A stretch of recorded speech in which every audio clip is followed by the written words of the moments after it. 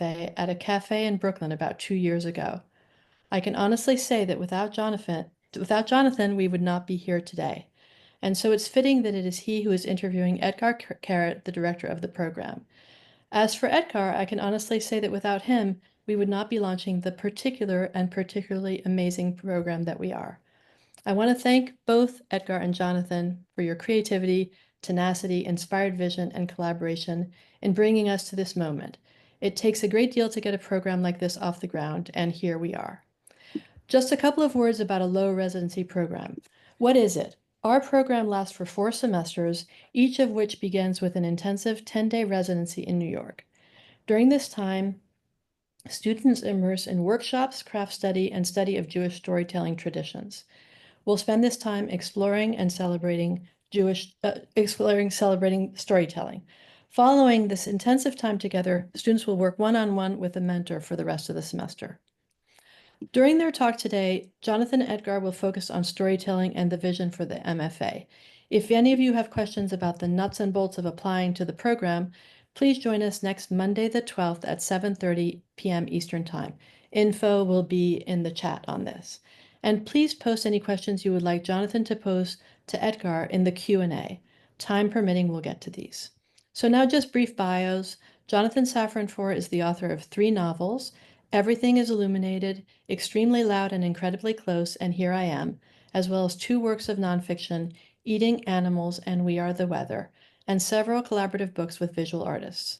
His work has won numerous awards and been translated into more than 40 languages. He teaches creative writing at NYU. Etgar Keret is one of the foremost writers of contemporary Israeli literature. His books have been published in some 50 languages and won numerous awards.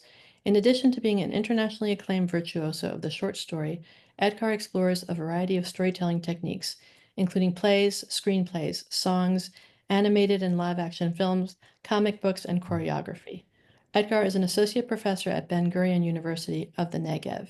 He's excited to guide the JTS MFA program's vision and mentor emerging storytellers. And now I'm passing this over to Jonathan.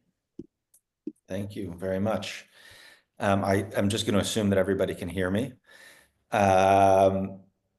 So for as long as I have been a writer, probably since before I became a published writer, I had it in mind to put together a book, a collection of little essays about the title was going to be Magical Jews, and it was going to be a collection of sort of like little biographies, but also explanations of my admiration for people who were just in my pantheon of Jewish creators, inspiring Jewish creators. And there wasn't really any unifying principle. They were people who were religious, people who were not religious, people who had a great deal of Jewish literacy, people who had virtually no Jewish literacy. There's nothing that unified their creations or their creative spirits, but they are people that I guess I just wanted to emulate because of what I thought of as this like overabundant life force, just like so much life that seemed to be communicated from them to me.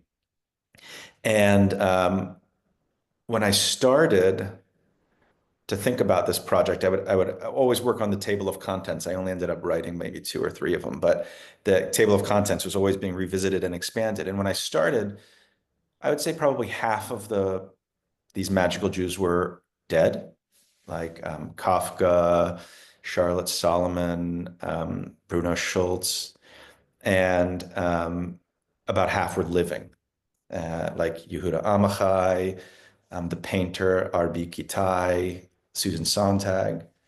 And as I got deeper into my life and my career, the living column started to migrate to the dead column.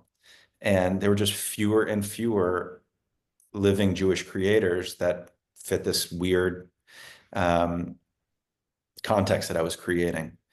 And which brings me to Etgar, who is quite possibly the only person I know who I would, living Jewish creator, who I would think belonged in that pantheon for me.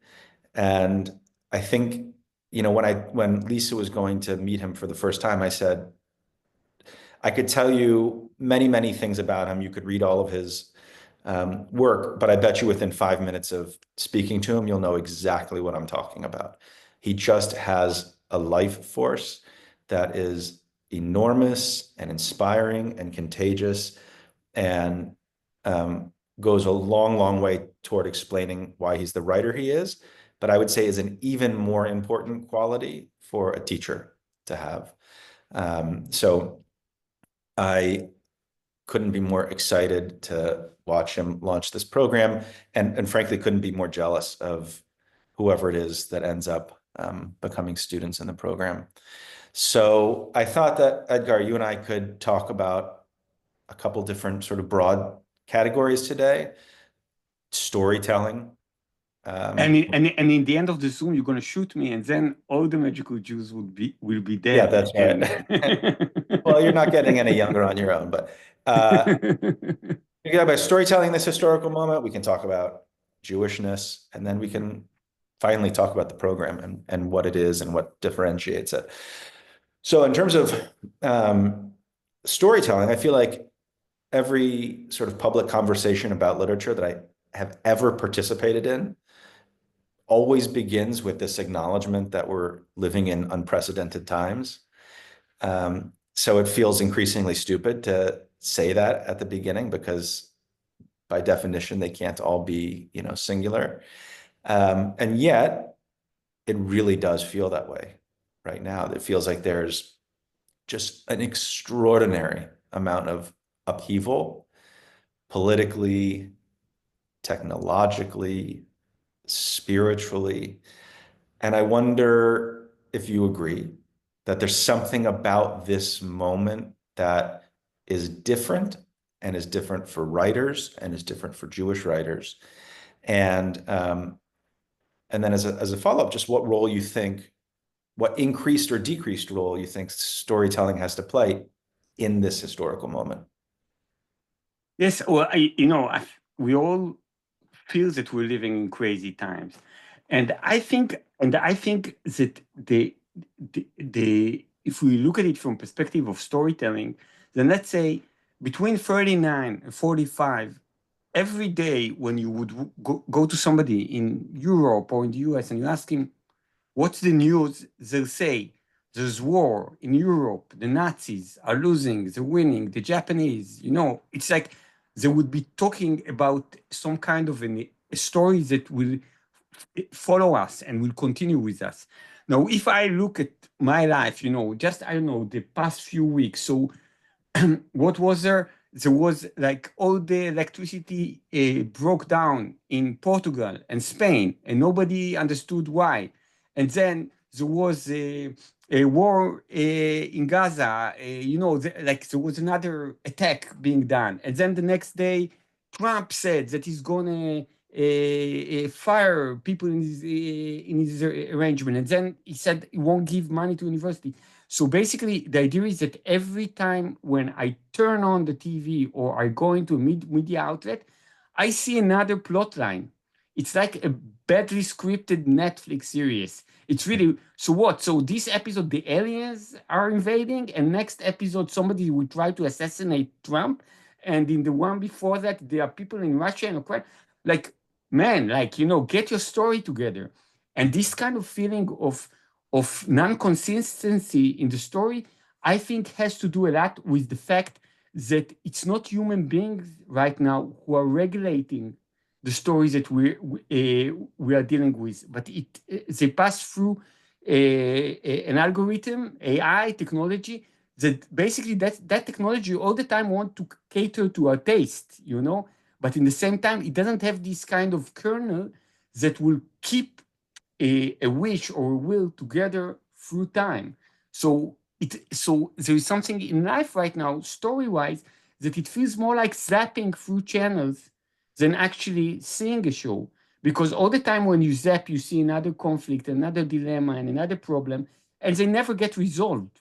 If you notice, it's like war started in Russia and Ukraine, war started in Gaza, global warming, we have problem with this, we have problem with that.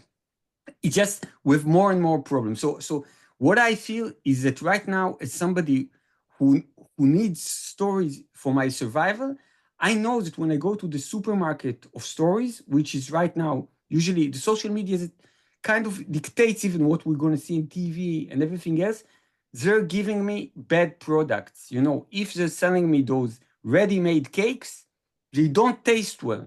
And I think that, that in time like this, where basically the world around you doesn't make sense, every time you feel like you're being kind of dragged into a different games with different rules, then it's time to break root. It's time for people to start and tell the story from themselves outside.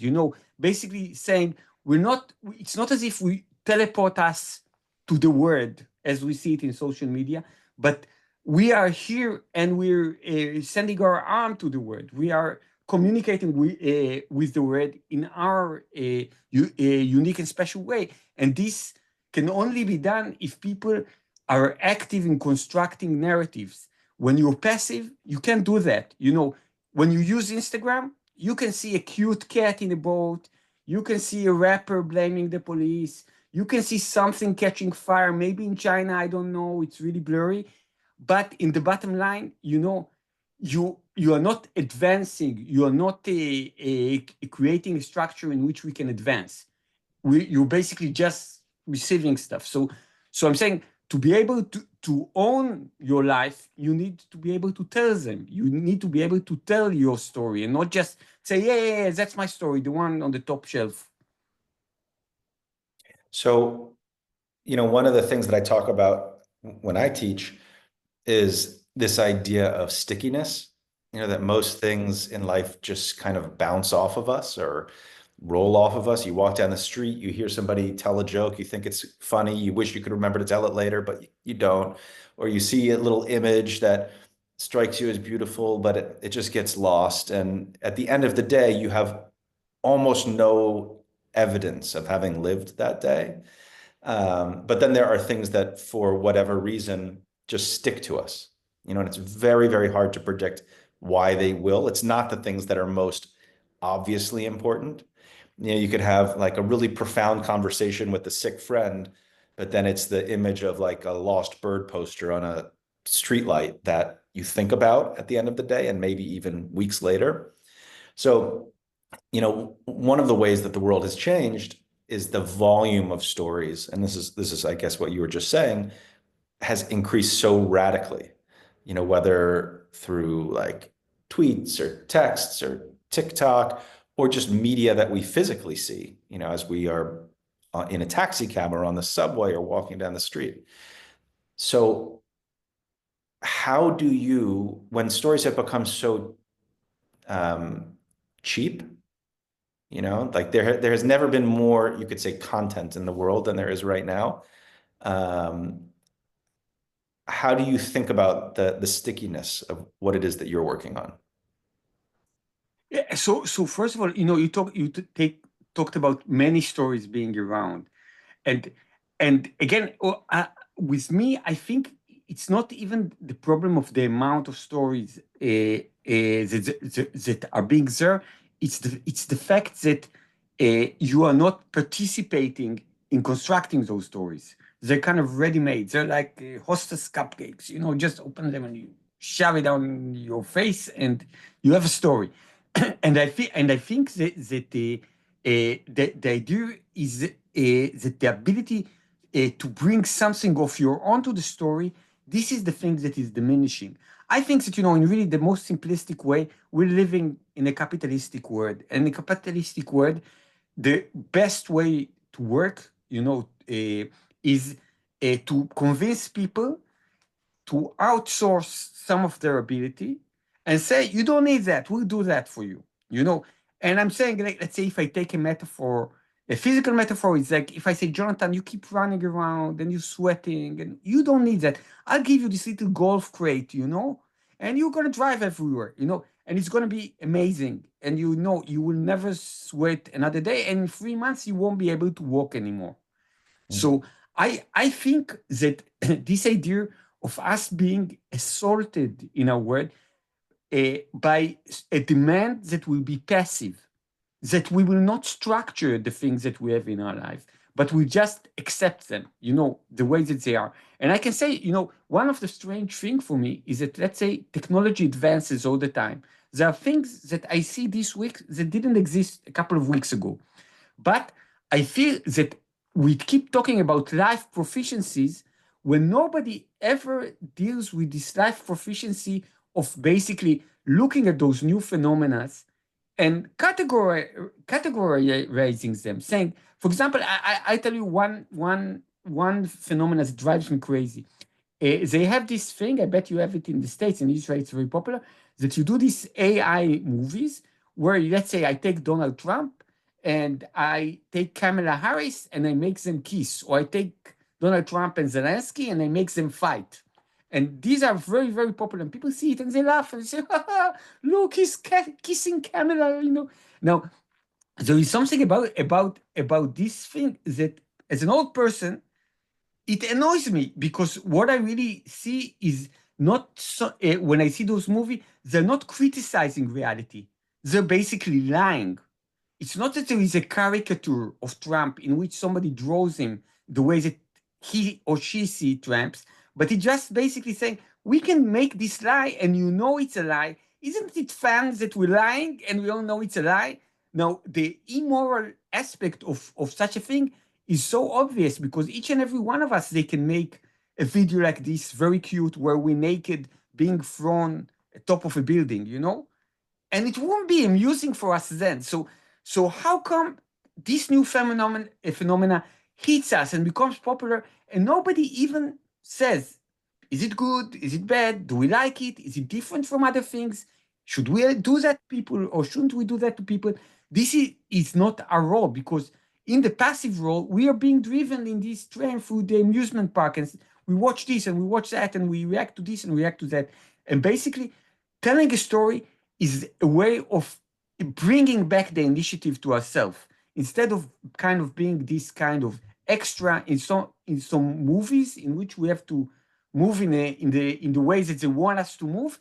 You are in a place where you become this mini director, mini screenplay writer, mini person that basically says something about the reality that he or she lives in, and not just kind of follow the rules.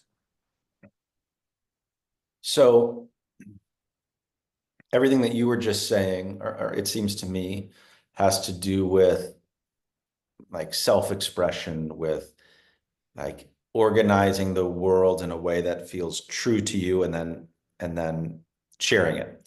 I heard an interview with you where you said the moment that selective empathy is introduced, and there's no way whatsoever that any conflict can be resolved. So empathy is, in a way, the counterpoint, or the other side of the coin, of self-expression. And it seems like we're in our global culture, as guided by social media, and maybe guided even more strongly now by AI, is creating this kind of empathy vacuum where the volume of our communication and the certainty of our communication is rewarded above everything else. And the idea of seeing something in a different way is considered a weakness.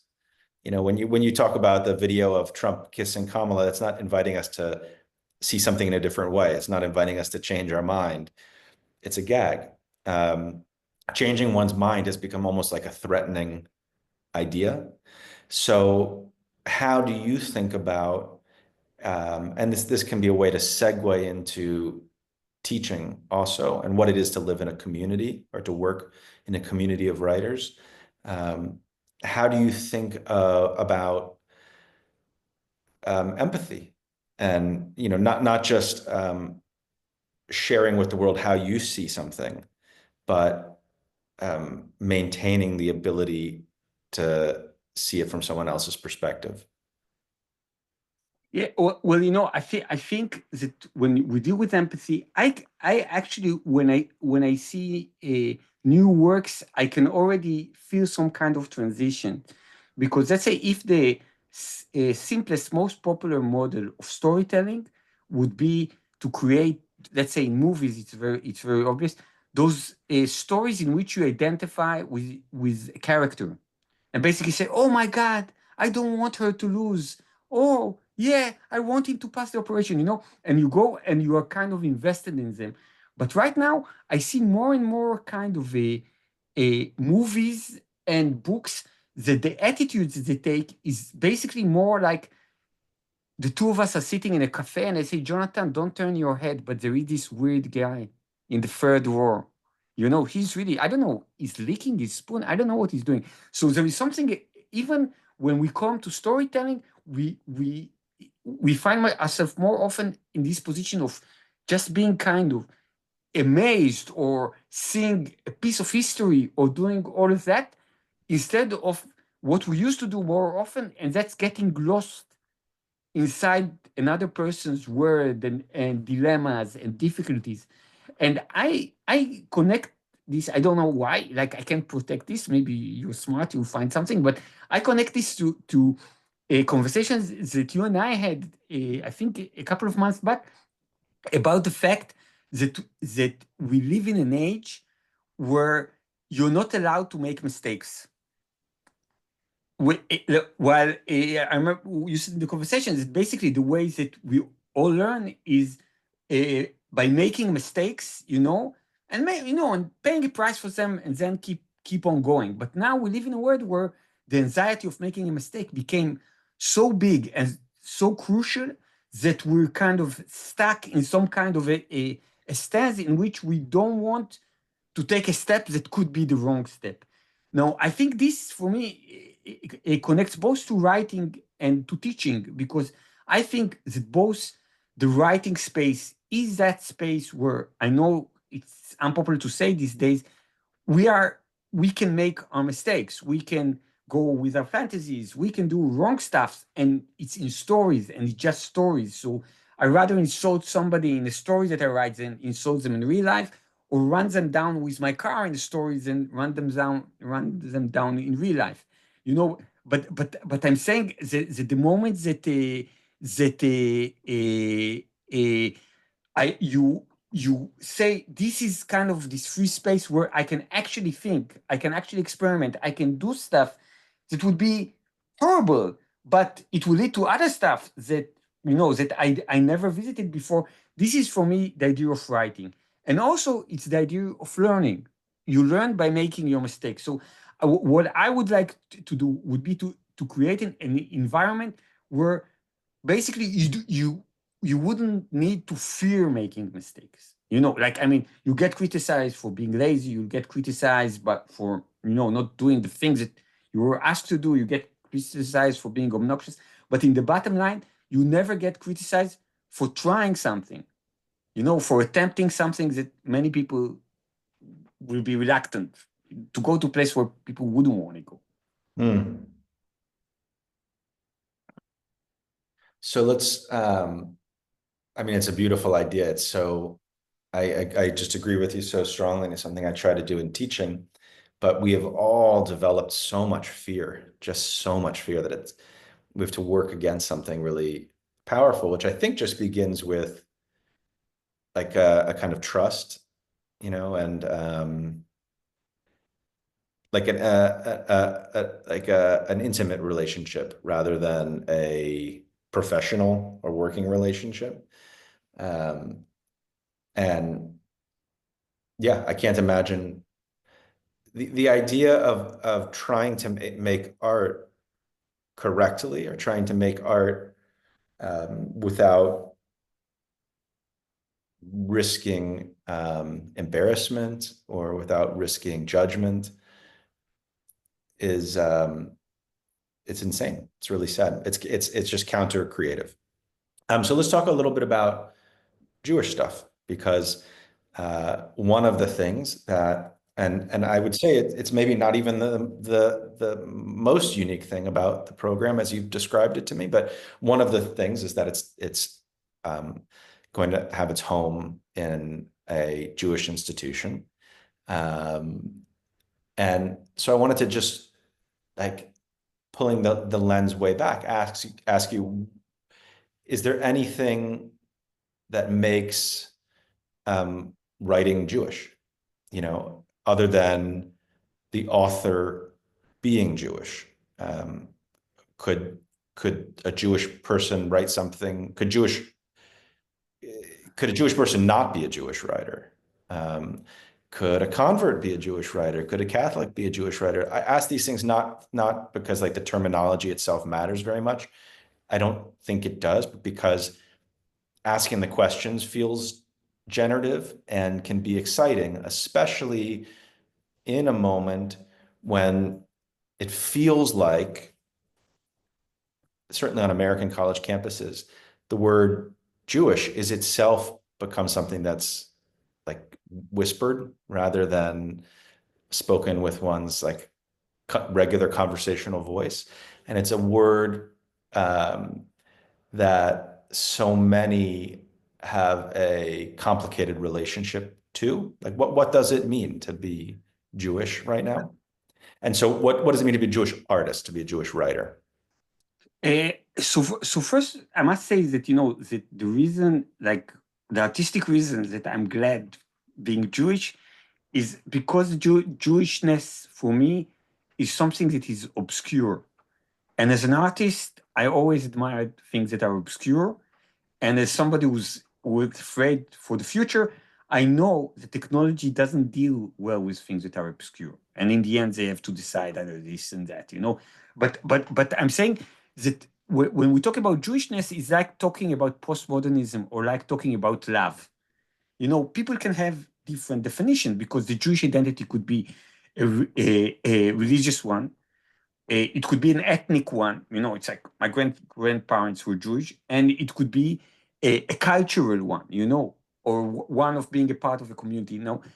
For me, there are many things that I feel strong affinity to, and that for me define Judaism. Now, those things, I'm not sure that everybody would agree with me. But for example, one of the things that I love about Judaism is the idea that if you can be a good person, a tzaddik or everything, but even a tzaddik would argue about everything with everyone, including God. Abraham, Job, Jonah, all those people, in the books, most of the time God asks them for something and they say, come on Tuesday, I'm busy now. It's really like, it's this kind of dynamic of kind of holding your ground. And, and we don't have the story like, God says to Jonah, hey, I want you Tuesday morning to be there. And Jonah said, check, you're God, I'm going to be there. No, he said, well, why should I be there? You go there. It's really, so this kind of a polemic thinking for me is something that is very Jewish. And when I come to do this program, then one of the things that I want is that when when students would read the work and there will be a faculty member leading a conversation around it, that there will be another person in the room. For that sake, me bothering them. Because I think that a program that has a very simple and clear hierarchy is not Jewish enough in my standard. I don't want to have a pope of the workshop. I want to have somebody talking and handling it, and that all the students will know that this authority can be challenged. That whatever the professor can say, somebody can say, no, I don't think you're right. So this is one Jewish thing that I take for myself. And I can say that it's not just in the biblical tales, it's the way that you study when you're a Jew. We study in Chevruta, and when you study in the Cheder and you study the Bible, you always study it in pair, because the idea is that you are not bowing before the text. You are trying to interpret the text, to tell a story out of it, and there's always another person in the room saying, nah, that's not the best story. So I think that creating a space in which it's okay to be polemic and it's okay to search and it's okay. It's not like, I wouldn't want our creative writing programs be like the Charles Atlas program to to have a bodybuilder body. Like saying, hey guys, if you do what Jonathan and Edgar say every day, for a full year, you're going to be at least a Salman Rushdie, maybe, I don't know, maybe eternal, it's not this way. It's basically, the program is a place where people live their life, try to make a sense out of it. I can tell you it's so difficult. And then they want to tell one story, and then they come, and we're there to say, hey, okay, we're here. Like, so what do you say? So should this be a novel, or do you see it as something more musical because you come from a musical background? Give us little hints, and we will try together to kind of build your spaceship. If you need to work with somebody who's more who's doing podcasts because you imagine it in the audio form, we'll try to find it for you. If you want to tell it in that voice, we'll help you with that.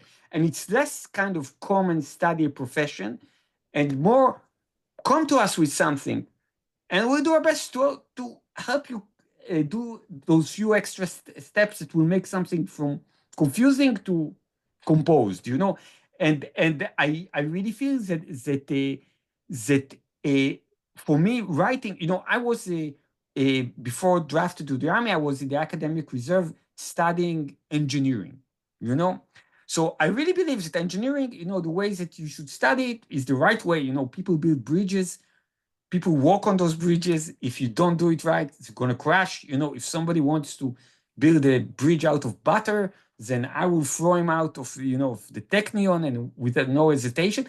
But I feel that writing is the opposite of that. It's really this idea that when you create art, there is no collateral damage. Nobody bleeds, nobody dies. I think that we live in a country, where we can easily forget that, because in a country in an age of righteousness, where everybody has to tell other people what they have to do, the first people you can say stuff to is a stand-up comedian or filmmakers or writer. They're the ones. Reality, we'll get to reality at some stage, but before that, you can attack people for what they're thinking. So I'm saying, so this is not the best time, to experiment and to get lost in the spaces that were built in our mind to get lost in them. So we're not there to be constructive. So we're not there to tell our neighbors that we're nice. We think thoughts, so we'll think a lot of contradictory and silly thoughts, and something will come out of it.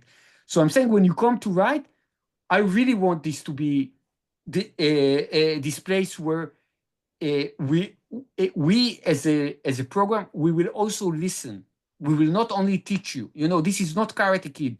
You won't wax on and wax off because we told you so. We're gonna, if you wax on and wax off, it's gonna be a joint decision. That reminds me of something else I read of yours when I was getting ready for this. You said, I have to admit that talking authoritatively about my students' stories can make me feel at times like an astronaut who's just landed on a new planet and insists on giving guided tours to its inhabitants. That having been said, like, a teacher is a teacher. And it is true that it's not quite like building a bridge out of butter, but it is the case that some things seem to work and some things seem not to work. And it's amazing how in a class, where you might have 10, 12 students, whatever, and it can be as diverse a class as you could possibly imagine. You have a 20-year-old, you have a 75-year-old, you have people of different races, people of different religions, people whose favorite books couldn't possibly be more different. It's amazing how often a consensus forms anyway. Like, hey, this piece really worked and this piece really didn't work. And we come to learn that there's no like prescription or program, but we do, it's almost like a collective subconscious. Like we all, not always, but an awful lot, a surprising amount of the time, we recognize when things are in their right place, and we recognize when they're in the wrong place. So how do you balance that as a teacher? Balance wanting to create a community where you're asking more questions than, giving prescriptions, where you're not the astronaut who's giving a guided tour of a planet he's never been to. But at the same time, there are things because you've been a Yeah. writer as long as you have. So I think that, if we use this astronaut metaphor, then, that I think that, as an astronaut who'd been trained all his life in NASA and visited the numerous number of planets, if I'll visit your planet for the first time, I think that it would be very vain to say, okay, Jonathan, let me give you a tour of your own planet, But at the same time, as somebody would landed on hundreds of planets and who always knows that, if there's a mountain glowing in a red light, then something is going to explode, then I can give you a tip or two, Or I can say to you, is this fog or smoke? And then you say, oh my God, I left the eggs on the fire. It's so so the ability for dialogue is important and crucial. But what I don't like is this kind of authoritativeness that somebody who has an experience and knowledge and talent takes on other people's work. I really think that, that in the bottom line, when I speak with my students, I can tell them what I liked. I can tell them what I didn't like. I can tell them what I would want to see more. And when I tell them all this stuff, I say, now you take all this stuff and do something with it. The opposite, go with it, find a third way. But in the bottom line, it's like there is something about about writing or creating that I really feel that you can never execute it. It's not enough. If you get something and you tell me exactly what to do, most chances that it won't work because it has to go through my own system, So basically, it's a little bit like, it's like teaching you yoga, or you lying down and me moving your hands in a way that will exercise you. So in the end, it's like there's only that far that you can go, unless you own it. And I think that, that a good program shouldn't be the ones that in the end you say, oh yeah, I learned metaphors and I know how to do description, but it's a program that when you finish it, you kind of, better what you want to say and how you want to say that. It's like, for me, there is this concept of the well-written story, many times the New Yorker story. So when I taught in NYU, I said to my student, I want to introduce a new concept, which is the badly written good story. Because most of the good stories that I've heard in my life were not necessarily from people who were very articulate or that were great storytellers. It could be like, from this foreign worker that doesn't really speak Hebrew and he has a blood on his sleeve and he tries to explain to me something about a cat. And I know it's the best story in the world and I connect to the story. And I connect to the story because this man is neck deep in this story, because he's telling me something that he's really passionate about and he cares about and he feels that would change my mind.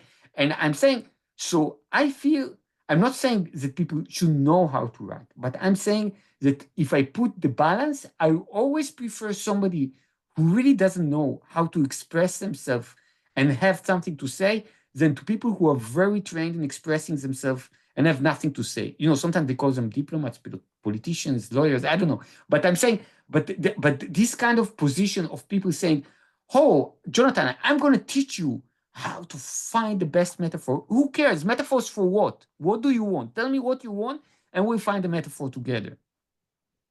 So how do you help somebody find the thing they want to say? I in my experience of teaching, very, very often students come in with a strong sense of what it is they want to work on, and even a strong sense of what story it is that they have to tell, that's their story, what it is that they're neck deep in, as you were saying. And people aren't always right about what they are neck deep in. So I completely agree with you that it's actually not that hard to write perfectly well. I mean, it's not that hard to write as well as a published author. It's very, very hard to figure out what it is that you want to write about, what it is the story what's the story that you have to tell? So how do you, we know how one can make writing better on a sentence level. You know, you can take a red pen and cross things out and circle things and cite examples from literature. But how do you help with that other and more important thing, which is just figuring out what is the thing that you're trying to create a metaphor for? So I think it's different for novelists, but most of my life I've written short fiction, and for me, I think that if you want that when you want to write something or to understand what you want to write, you have to get lost in your own story. It's this idea. I always say to my students, like I call my students cowboys. I don't know why, but I call them cowboys, and I say always say to them, don't make the mistake of thinking that a story is a shovel. That you want to make, like you want to tell your ex-girlfriend that she made a mistake, so I'm going to write a story about it. You want to tell people that they should be aware of global warming, so I'm going to write a story about it. This is the shovel attitude. What's most important for me is that, so I'm going to write a story about that. And I'm saying that, that a story is not a shovel. A story is a horse.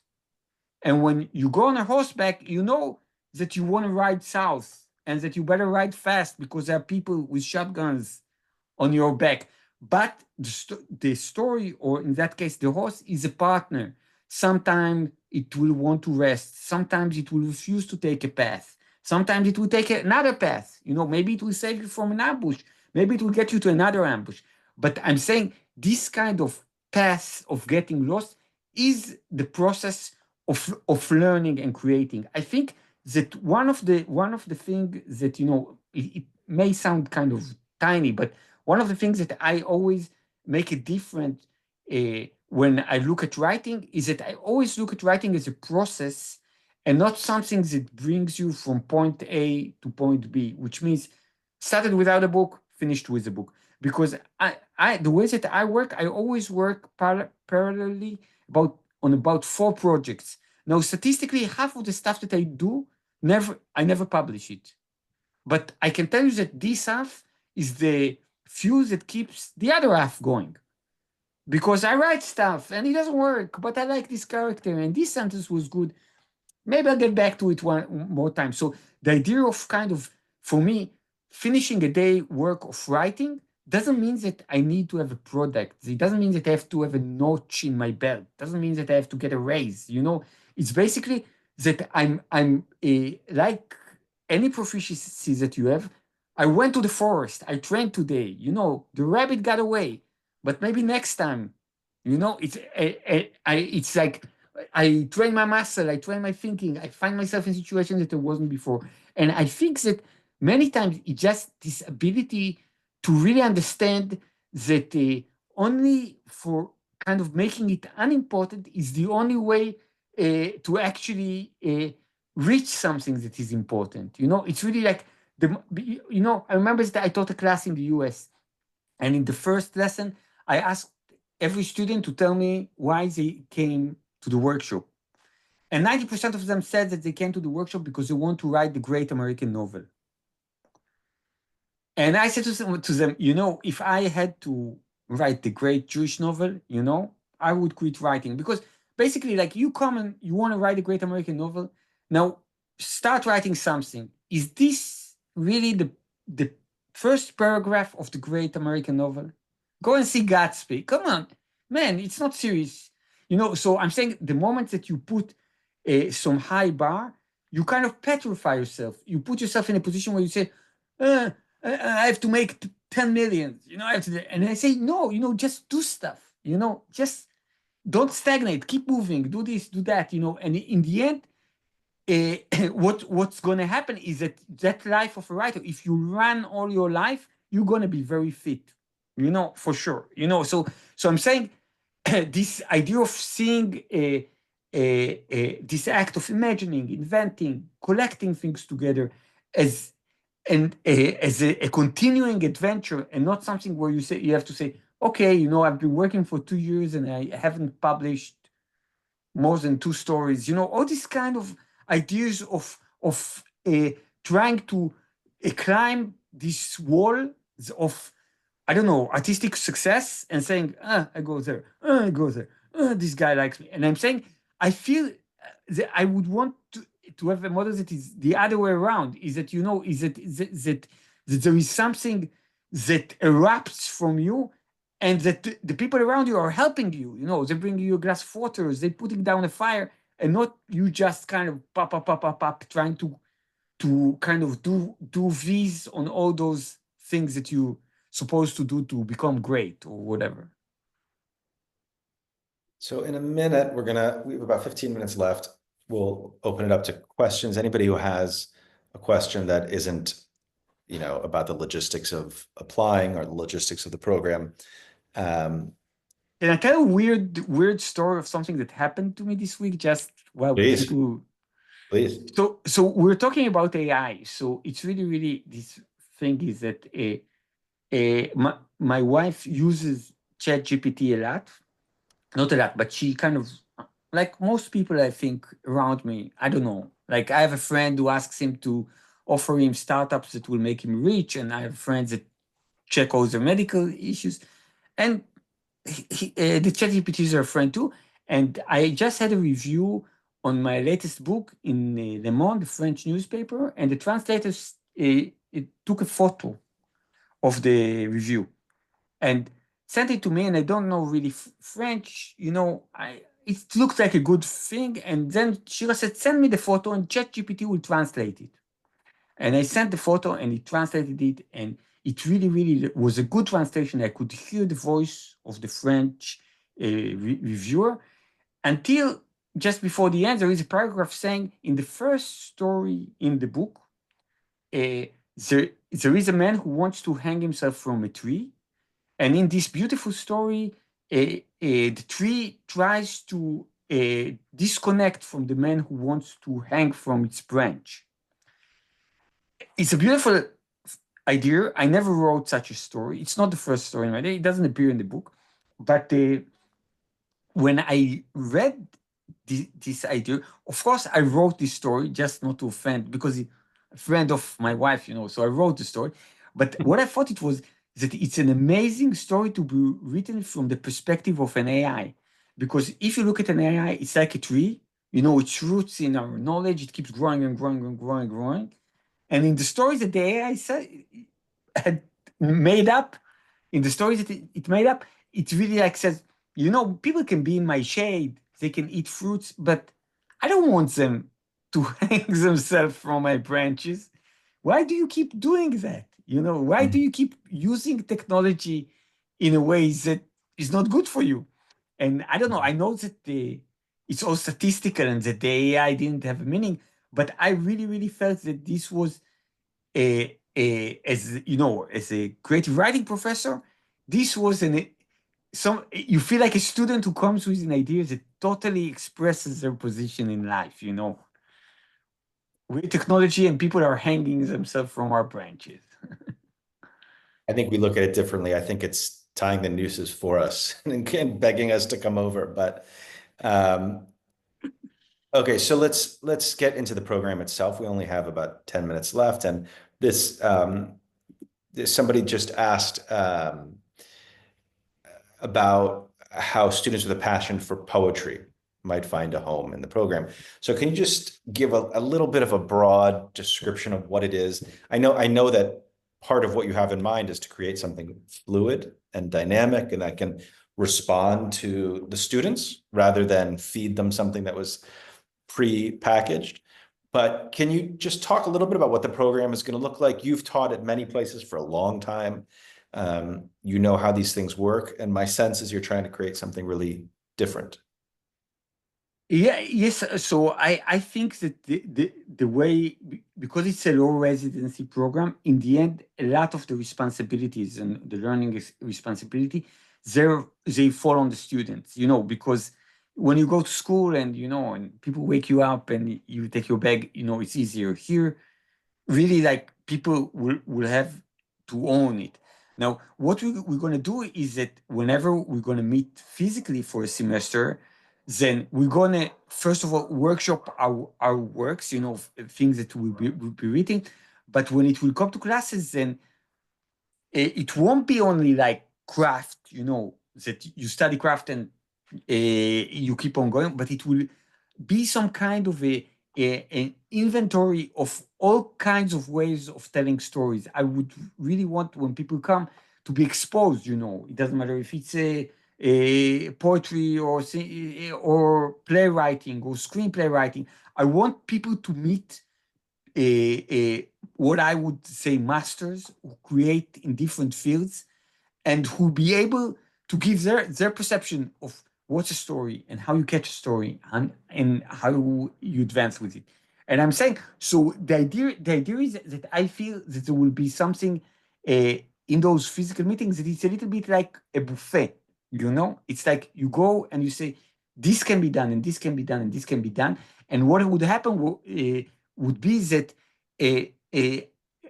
this would both help the students to choose which font they want to follow, but also at the same time it would guide them to the direction of the right mentor for them, because during the semesters you're going to work with one person. So it could either be somebody that they met, you know, and gave a lecture, or it could be somebody who gave them a lecture and say, oh wow, yeah, I must do it spoken, you know, spoken word. And then I want a mentor that could help me be better at that and advance my story there. So I'm saying, if somebody, for example, is a poet and wants to create a poetry, then it's when this person will come to the program, they'll have a lot of lectures on stuff that isn't poetry. But the idea is not to tell them, oh, you should change profession, you should leave poetry and move to something else.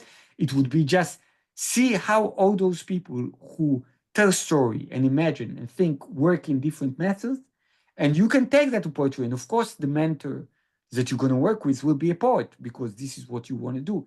And I want to say that I can easily imagine somebody studying for 2 years with the same mentor working on a project. And I can easily imagine somebody in 4 semesters every time wanting to work with somebody else, because in the bottom line there is no right way about it. And I really think that, you know, that the way that I see the program as somebody who taught a lot in programs, then I can say to you that many times I feel that there is something about like the creative writing program, that they're like kind of, I don't know, those camps of kids that they train them in basketball and they say to them, you're going to make it to the NBA, you know? So there is something many times that I feel it's almost unfair in the way that this is structured, because people come there and they say to them, we bring you those teachers who had made it.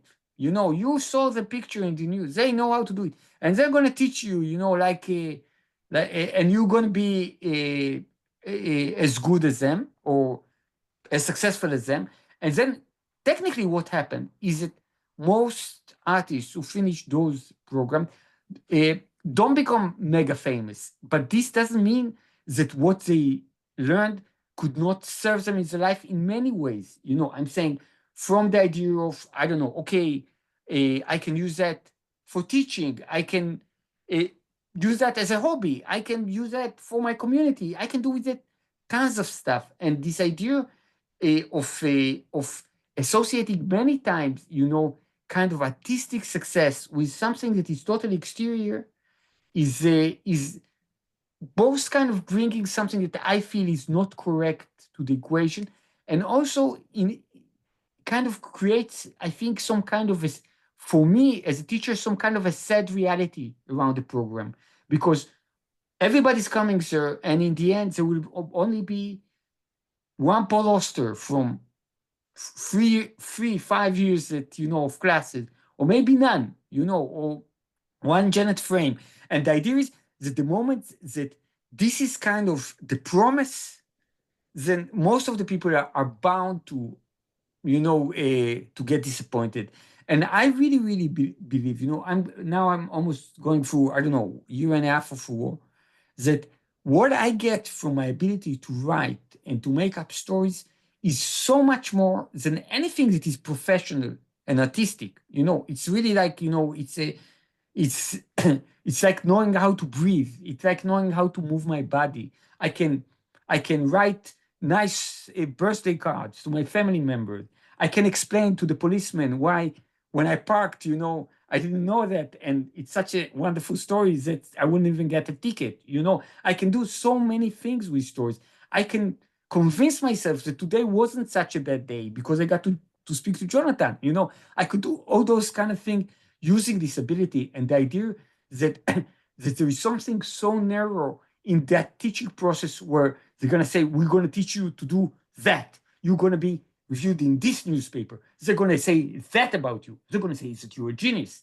Like, who said that that's what you need?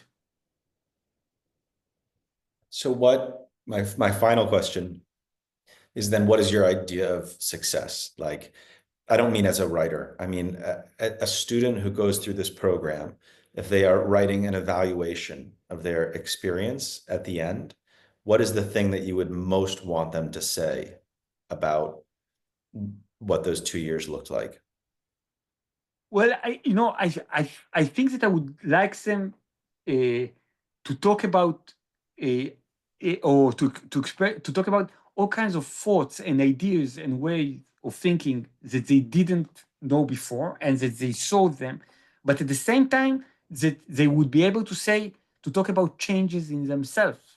That when they finish the 2 years, that they did stuff that they wouldn't do before, and that I would like to hope that they did that because they felt that they were in a community that basically doesn't penalize them for things that that sometimes they get penalized, and actually doesn't give them a trophy for things that in real life they get a trophy for. That it just means that you get to play by a different set of rules, and in this set of rules you can discover things about yourself and things about the world and storytelling.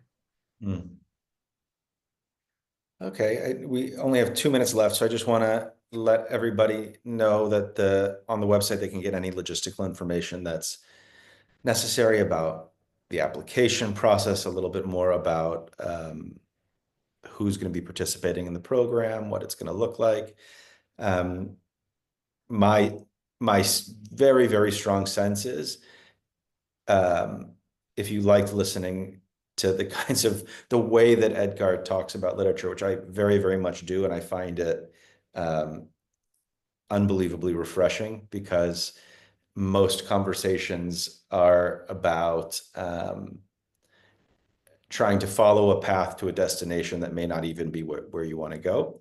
Then I imagine you'll really love this program. And I should say also that I don't know how many hundreds of conversations I've had with you, Etgar, but you always bring the same wisdom and energy and humor. Like, it's not a performance. If there had been 2 people here today, if it had been just the 2 of us, you would have brought the same thoughtfulness and energy. You should have hear me speaking to myself. So it's just like it's a real treat. And one of the things that's so special about your way of engaging with ideas is it's contagious. It's very inspiring. It's really exciting. And I know that the other teachers in the program are going to be, first of all, I know you're going to choose people who naturally have that, but I also know that they're going to all infect each other with that kind of enthusiasm and a sense of possibility, and it will infect the students as well. And I think as I said at the beginning, I'm so jealous of people who are going to be able to be a part of the program as students. So I don't know if Etgar or Lisa has any final thing to say, but it's now 9:30. So we can. Yeah, I really want to say that this program, it's really for I think for Lisa and for me, and maybe for you too, and for all the creative advisors that are helping us. I think it's almost like kind of a lifeline, because when you live in a world that all the time basically gives you this feeling of powerlessness, the idea is that, you know, that through our thoughts and our minds and meeting up with other people who want to create, you know, we can change. I can say that, you know, that when I started working on the project, it was in the, I can't say if in the height of the war, because the war in Israel since the 7th of October is very, very long. But I can say that it really, utterly, it changed my mood. Because from being in a place where I say, oh my God, our prime minister is doing that, your president is doing that, there's war that, what can I do? Suddenly it was really like, you know, you're planting stuff and you're watering it. And for me, there is something about working on this process is so much like what I would like to teach. You know, I really would want people to write the way that we make the program and to have that joy when they write and create. Because you know, one thing that I always tell my students that the only way I know somebody can become an active artist for all their life is to really enjoy what they're doing. Not by writing successful books or not write, because if you write a successful book, you write one and then you become successful. What's the incentive to write the second one, you know? So or not to become rich or not to become world renowned, but just purely to get some happiness out of it. And if you do this and you enjoy it, you do it forever, like any hobby. It doesn't matter if you be world renowned or nobody would want to read you. And I think that this is the place that it becomes more and more difficult to find in a world where all the narratives are being rained on you. You don't choose them. So I really, really feel that it's almost like this little underground of allowing individuality and confusion, and not measuring yourself by some meters that you know that somebody put at the entrance of the hall. And I feel that as long as we'll enjoy it, I hope that everybody else will. Mm. Well, that's a great note to end on. So thank you, Lisa, and thank you everybody for coming tonight. Yes. Thank you you. all. Thank you all. And thank you, Jonathan and Lisa. You're welcome. And My Nicole pleasure. for coming. My pleasure. Bye-bye.